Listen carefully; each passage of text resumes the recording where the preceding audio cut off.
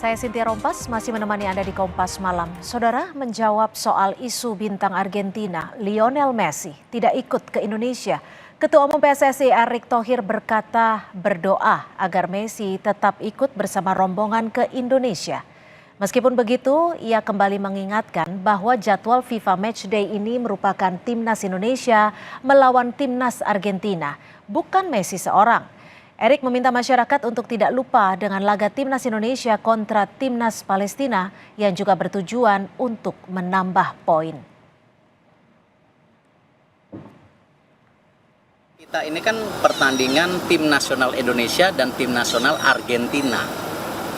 Ya, kalau tim nasional Indonesia sama Messi saja berarti pertandingan tim nasional dan Messi All Star.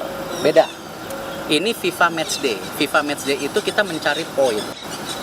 Ya, dengan Palestina besok malam itu mencari poin.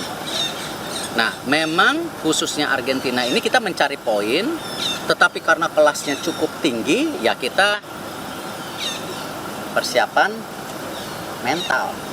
Karena jangan sampai kita punya tim yang bagus, pemain tim besar nggak siap.